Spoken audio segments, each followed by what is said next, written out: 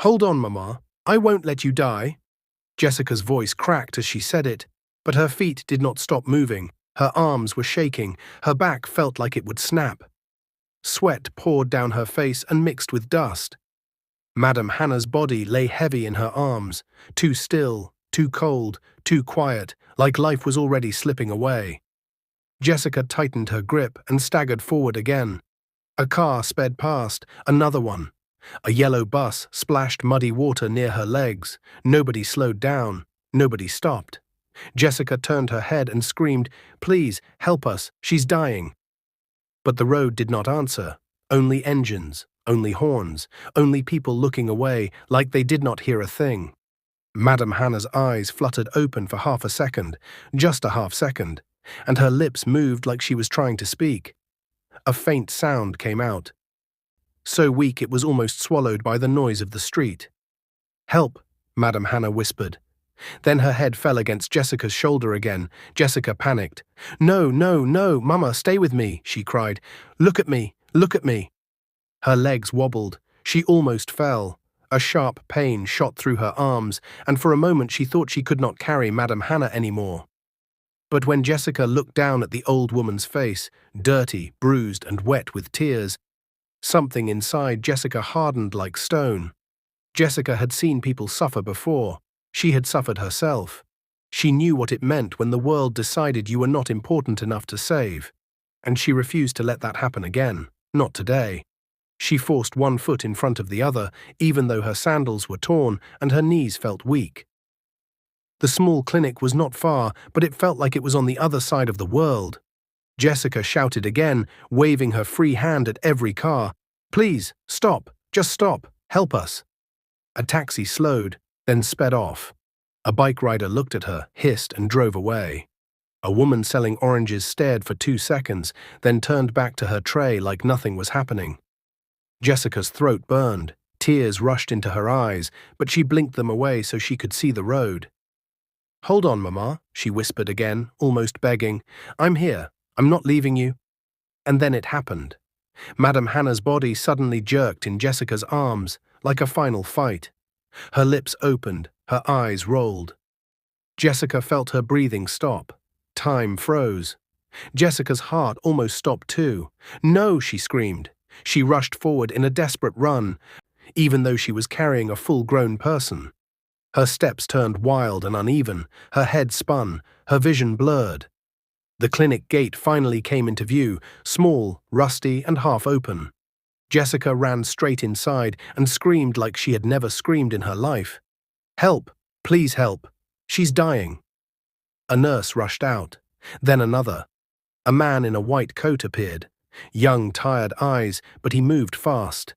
They pulled Madame Hannah from Jessica's arms and laid her on a stretcher. Jessica's arms instantly felt empty and useless. She almost fell forward. The nurse caught her. "Sister, sit down, sit down." Jessica did not sit. "Please," Jessica begged, grabbing the doctor's sleeve. "Please save her."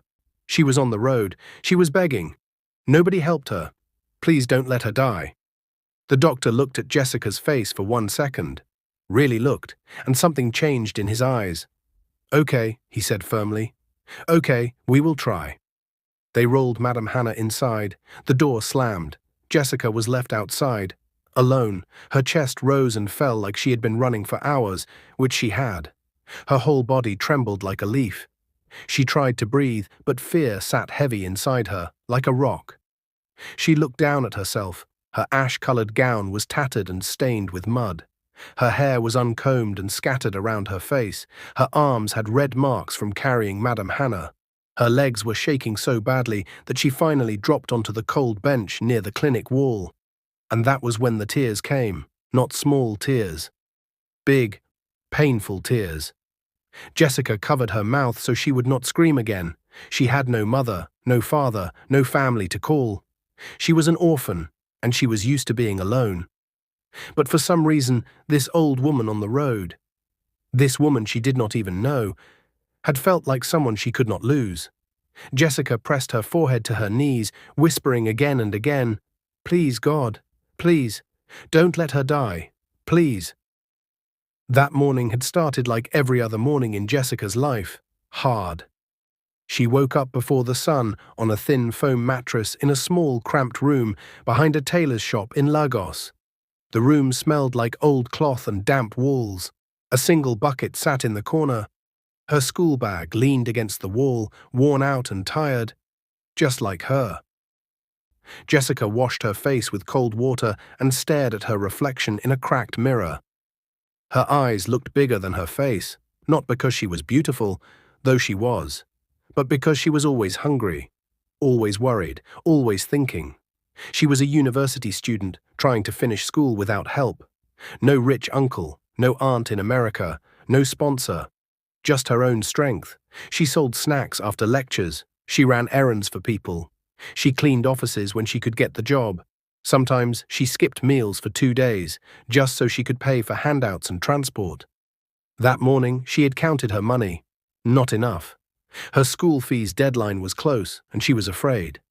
She tried to push the fear away as she walked down the street, heading toward the bus stop. She told herself what she always told herself. Jessica, just hold on. Just keep moving. And as she walked, she saw the usual Lagos life around her. People rushing, cars honking, traders shouting, everyone busy, everyone focused on their own struggle. Then Jessica heard something, soft, weak, almost hidden. Please, help me. Jessica stopped. She turned slowly. At first, she thought she was imagining it. Then she heard it again, closer. Help. Jessica followed the sound and saw her, an old woman lying near the edge of the road, half in the gutter, half on the sand. Her white lace clothes were stained with mud. Her grey hair was rough and scattered. There were bruises on her arms, her lips were dry and cracked, and her eyes were open but barely, they were begging. Jessica's breath caught. People passed the woman like she was trash. A man stepped around her without looking down. A woman raised her wrapper and walked past quickly, like she was scared suffering could rub off on her. Jessica stood there frozen. Her first thought was fear. What if this is a trap? Her second thought was survival. I'm late. I have to go. I have my own problems. But then the old woman's lips moved again. Please, my daughter, help. The woman's voice was so weak, it sounded like a dying bird. Jessica's heart squeezed painfully. She looked around. Please, somebody help her. Nobody answered. A bus conductor shouted, Move, move. A driver yelled, Madam, shift, you won't die. Jessica's hands clenched into fists. She could not understand it. How could people be that cold? The old woman's head fell to the side. Her eyes started closing. Jessica panicked and rushed forward. She bent down. Mama, Mama, can you hear me? The old woman's eyes fluttered. She tried to lift her hand, but it dropped. That was it. Jessica made a decision, not with her head, with her heart. She slid one arm under the woman's back and the other under her knees, and she lifted. The woman was heavier than she looked. Jessica nearly collapsed. Her whole body screamed, Drop her, you can't do this. But Jessica gritted her teeth and lifted again. I've got you, she whispered, tears forming. Hold on. And then she carried her, right there on that busy road, in the middle of a city that did not care. She started calling taxis. Please, help me, I'll pay. None stopped. Some stared and drove past. One slowed and said, Madam, I beg. Then he sped off. Jessica wanted to scream. Instead, she held Madam Hannah tighter and started walking, step by step, stagger by stagger. That was how she reached the clinic. That was how we returned to now. Jessica on a bench outside the emergency room, her body shaking, her eyes swollen with tears. Minutes passed like hours. Jessica stared at the closed door like her eyes could force it open. She prayed silently. She remembered the woman's faint voice. She remembered her begging. She remembered everyone ignoring her. And Jessica felt anger rising, hot and bitter, because it was not fair. Not fair that a human being could lie on the road and beg to live, and nobody would help. Then the door opened. The doctor stepped out. Jessica jumped up so fast her knees almost gave way. Doctor, she cried, is she okay? The doctor's face was serious. He removed his gloves slowly. Jessica's heart pounded so loudly she could barely hear. The doctor took a breath and said, "We stabilized her, but she's very weak." Jessica's eyes widened. "So she will live." The doctor hesitated. That hesitation felt like a knife. "We're doing our best," he said carefully, "but we need to monitor her overnight. Her body has been through a lot." Jessica pressed her hands together. "Please, please, just let her live." The doctor studied Jessica's face. Then he said, "Are you her daughter?" Jessica froze. For a second she wanted to say yes. Because it would be easier, because people treated you better when they thought you belonged to someone. But Jessica shook her head. "No, I just found her."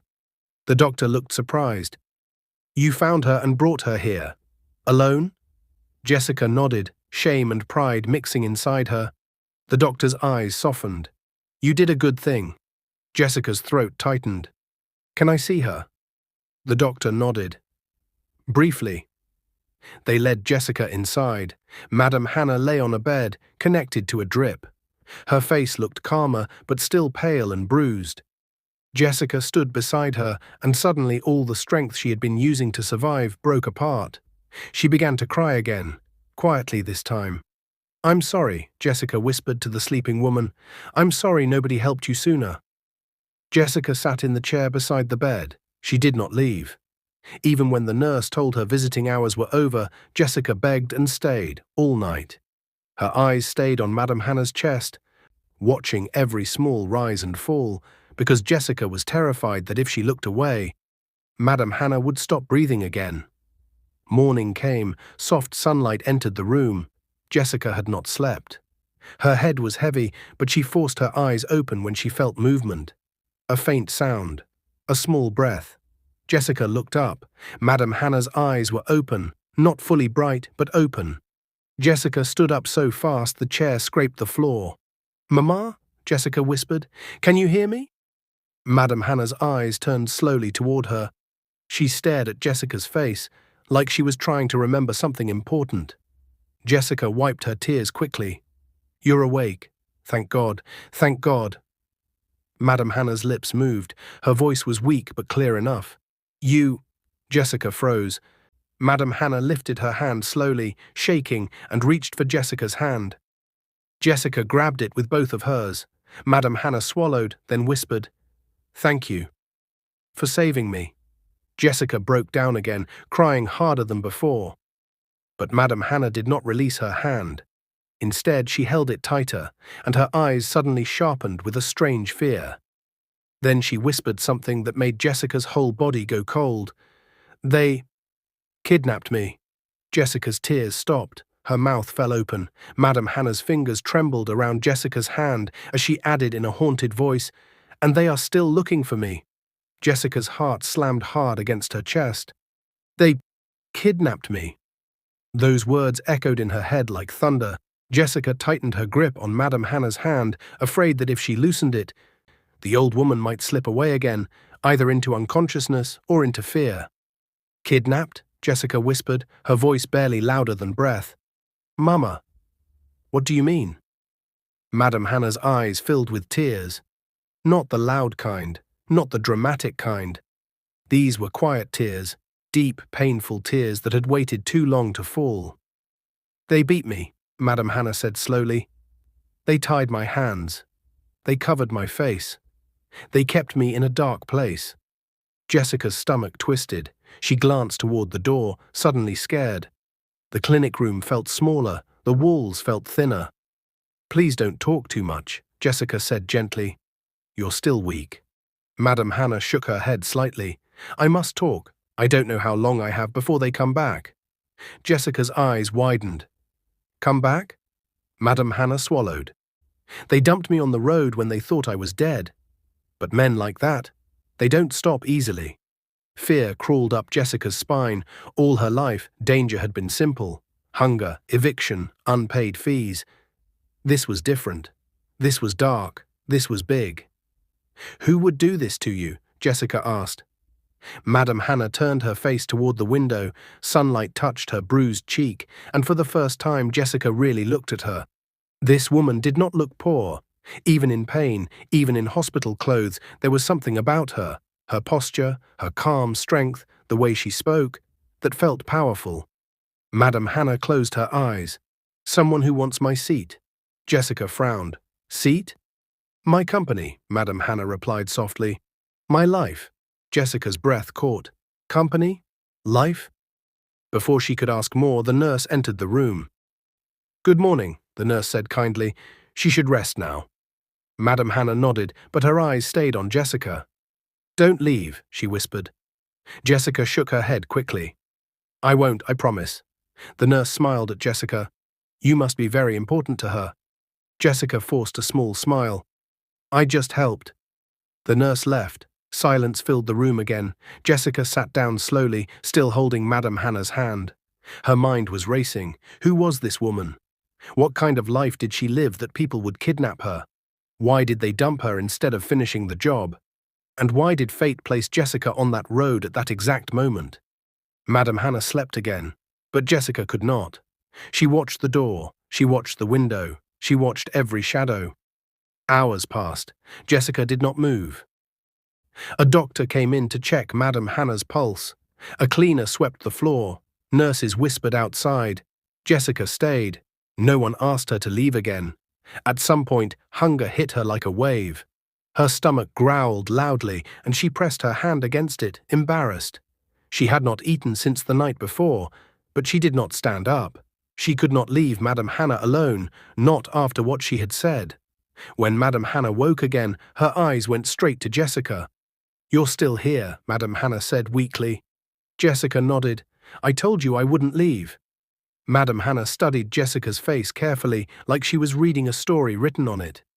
You look young, Madame Hannah said. Jessica smiled sadly. I am. What's your name? Jessica. Madame Hannah nodded slowly. Jessica? Thank you. Jessica felt tears sting her eyes again. You don't have to thank me, she said quickly. Anyone would have helped. Madame Hannah gave a small, tired smile. No, my dear. They didn't. Jessica looked away. Madame Hannah's fingers tightened around hers. Why did you stop? Jessica swallowed. Because you were begging. Madame Hannah's breath caught. And because, Jessica continued, voice shaking, I know what it feels like to beg and be ignored. Madame Hannah's eyes softened. Tell me about you, Madame Hannah said.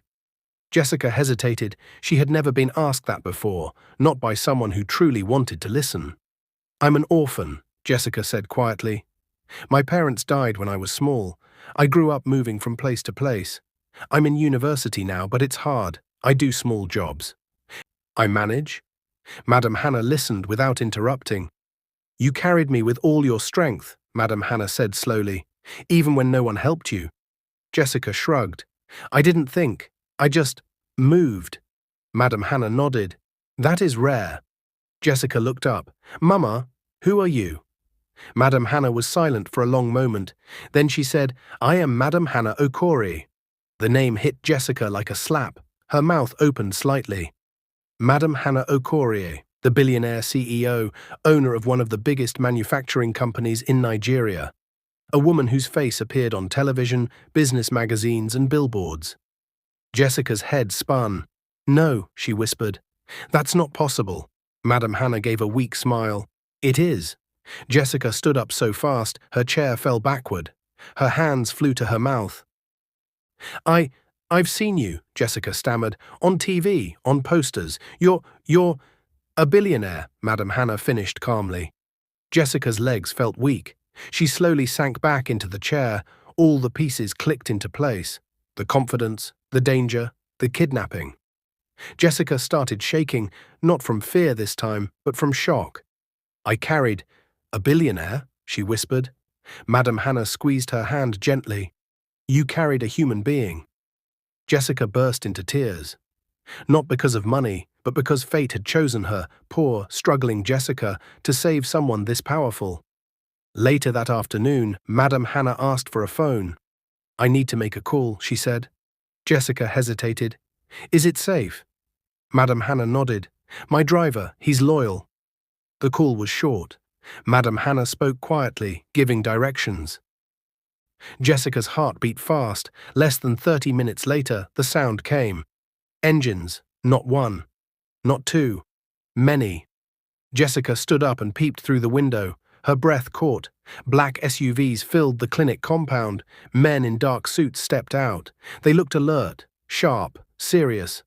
One of them spoke into a walkie-talkie. Jessica's hands trembled. The clinic door opened and a tall man rushed in. "Madam," he cried, rushing toward the bed. Madam Hannah lifted her hand. "I'm here." The man fell to his knees. "I thought we lost you," he said, voice breaking. Jessica stared. This was real. Very real. Madam Hannah turned to Jessica. "Jessica, this is my driver. And my security." The man turned to Jessica and bowed his head slightly. "Thank you," he said. "Thank you for saving our madam." Jessica did not know where to look. Doctors gathered, nurses whispered.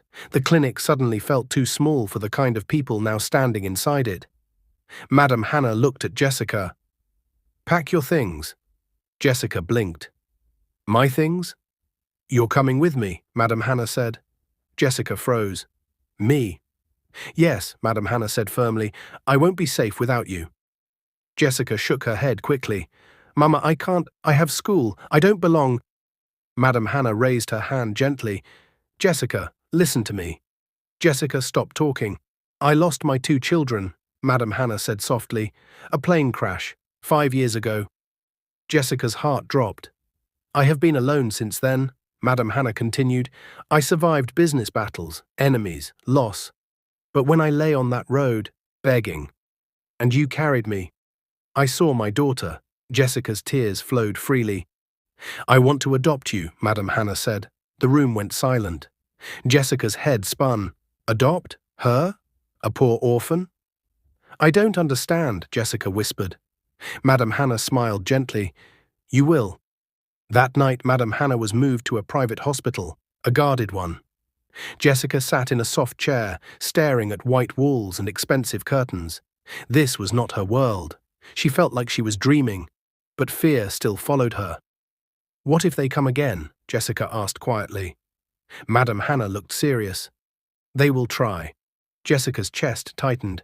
"I won't let them touch you," Madam Hannah added. Jessica nodded, but fear stayed. She could not forget Madam Hannah's earlier words. "They are still looking for me." Jessica did not sleep. She listened to every sound, every footstep, every whisper. Then, just before dawn, Madam Hannah spoke again. "There is something else," she said. Jessica leaned forward. "What is it?"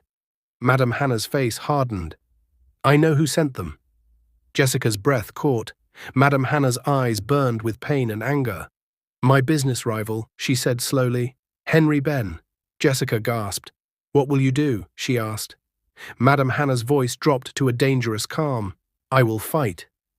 Jessica's heart pounded. She realized something then. Saving Madam Hannah had not just changed her life, it had dragged her into a war.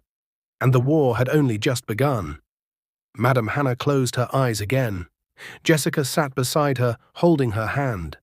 Outside, the city slept peacefully, but danger was awake, and it was watching. The conference hall was alive. Bright lights hung from the ceiling like stars. Screens flashed graphs, numbers and world maps. Voices mixed together, deep, confident voices of men and women who spoke about money, power, and the future. Jessica stood beside Madam Hannah, holding a slim folder tightly to her chest. She wore a simple navy blue dress, neat and modest. Her hair was carefully packed. She looked clean, calm, and professional. But inside, her heart was racing. This was her first international economic summit. People walked past them, greeting Madam Hannah with smiles, handshakes, and respect. "Madam Hannah, it's an honor." "Welcome, Ma. Your survival inspired many of us." Madam Hannah nodded politely to each greeting, strong and composed. Jessica watched quietly. She still found it hard to believe that this powerful woman, this respected billionaire, was the same weak old woman she had once carried on her back through a busy Lagos road. They took their seats near the front. Jessica opened her notebook, ready to write. That was when she felt it. A presence. She looked up. Across the aisle, a young man stood talking to a group of executives. He was tall, neatly dressed in a simple grey suit. Not flashy, not loud. His face was calm, his smile was gentle. There was something different about him. He was not trying to impress anyone. He was listening. Jessica found herself watching him longer than she meant to. Then, as if he felt her eyes on him, he turned. Their eyes met. For a second, the noise around them faded. He smiled, not the confident smile of a man showing off, but a warm one. A human one. Jessica felt her face heat up and quickly looked down at her notebook. Why am I suddenly shy, she thought. The summit began. Speeches followed one another. Madame Hannah spoke with confidence, her voice steady as she talked about growth, integrity, and resilience. Jessica wrote quickly, proud of her. During the break, Madame Hannah stood to greet some guests. Jessica, she said, come with me. Jessica followed. That was when the young man approached them. Good afternoon, Madame Hannah, he said politely. Madame Hannah looked at him and smiled. Good afternoon. I'm Benjamin, he said, offering a respectful handshake. Your speech was inspiring. Thank you, Madame Hannah replied warmly. This is my daughter and assistant, Jessica. Jessica's heart skipped. Daughter. Benjamin turned to Jessica and smiled again. Nice to meet you. Jessica swallowed. Nice to meet you too. There was a short silence, not an awkward one, a gentle one.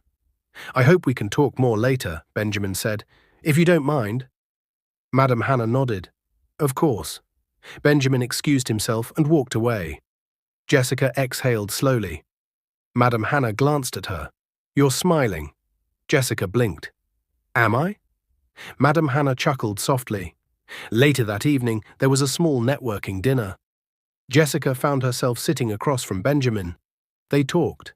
About school, about work, about life. Benjamin spoke simply, without pride. He talked about his passion for development, for fairness, for building things that mattered. I believe success means nothing if it doesn't help people, he said. Jessica nodded slowly. I believe that too. Their eyes met again, something warm settled between them. By the end of the night, Jessica realized something that scared her. She liked him. A lot. Over the next few weeks, Benjamin stayed in touch. They talked on the phone. They met for coffee. With Madame Hannah's knowledge, Benjamin was kind, respectful, patient. He never asked for money, never bragged, never rushed her. Jessica felt safe around him. For the first time in her life, she allowed herself to imagine a future with someone. Madame Hannah noticed the change. You're happier, she said one afternoon. Jessica hesitated. Mama, I met someone. Madame Hannah smiled gently. I know.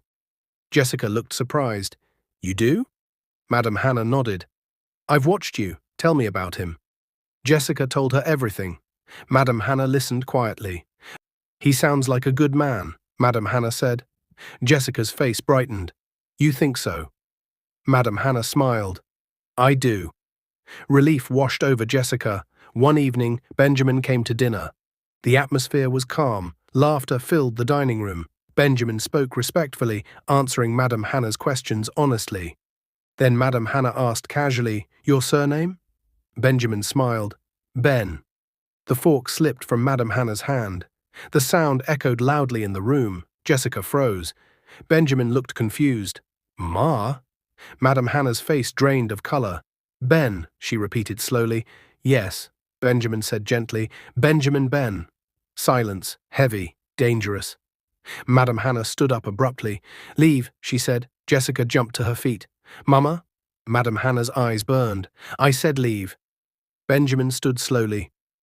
Shock written all over his face. I don't understand. Now, Madame Hannah snapped. Benjamin looked at Jessica helplessly. I'll call you, he whispered. Then he left. The door closed. Madame Hannah turned to Jessica. Her voice trembled with rage and pain. Henry Ben is his father. Jessica's world shattered. No, she whispered, that's not possible. Madame Hannah's eyes filled with tears.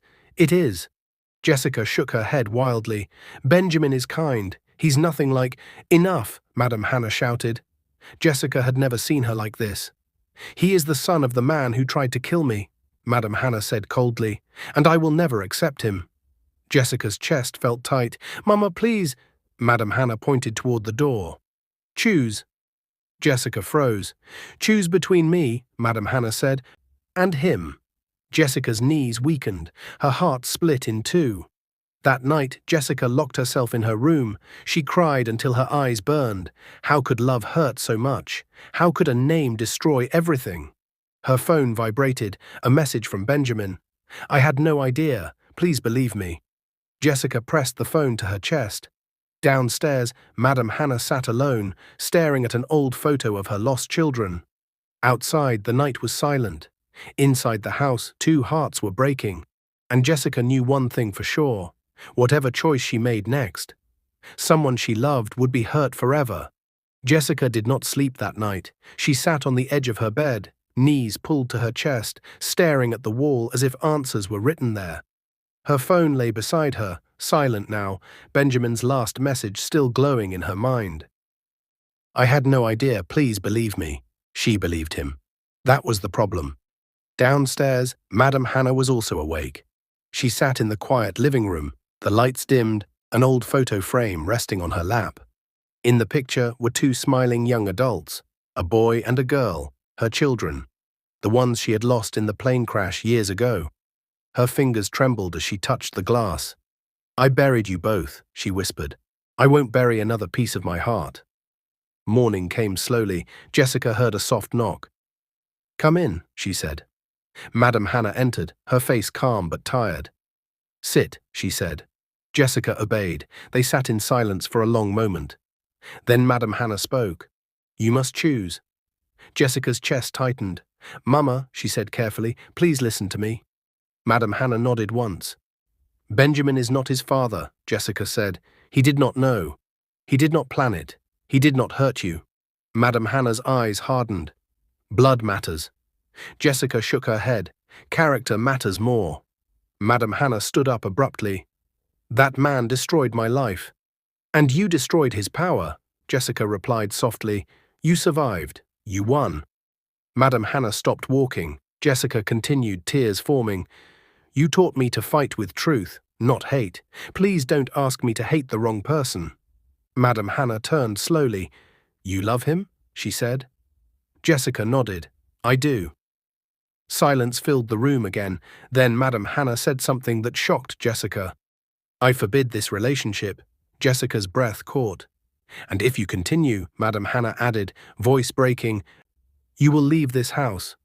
Jessica felt the ground disappear beneath her feet. She stood up slowly.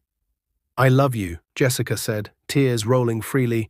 You saved my life. You gave me a home, but I cannot kill my heart. Madame Hannah's lips trembled. Jessica bowed her head. If leaving is the price, I will pay it. Madame Hannah turned away.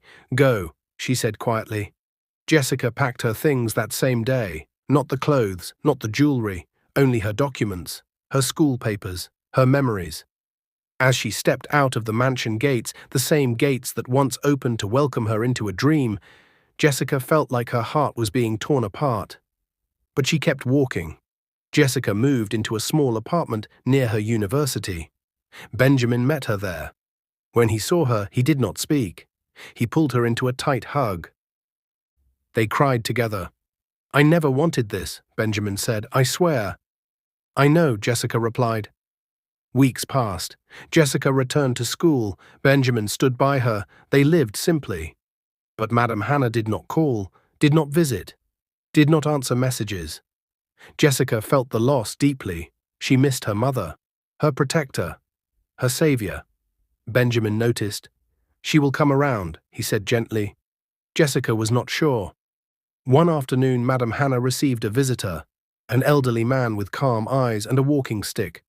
Her uncle, Johnson. He sat across from her and listened quietly as she poured out her anger, her pain, her fear. When she finished, he nodded slowly. You are right to be angry, he said, but you are wrong to punish love.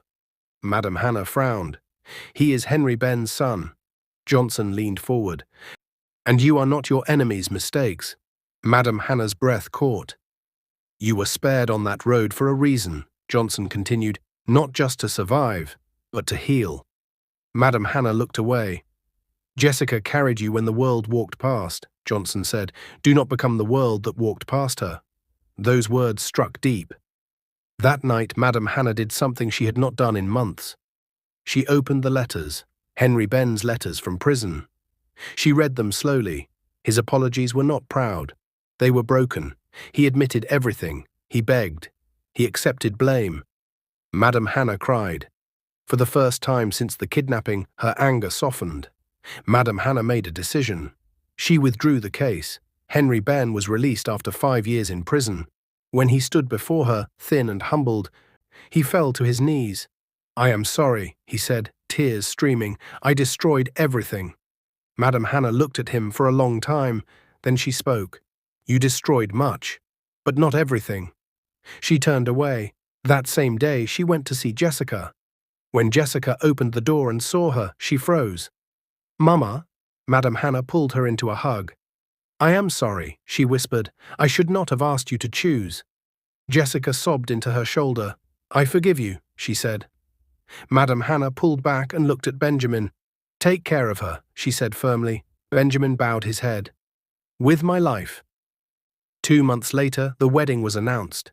Simple, beautiful, full of meaning.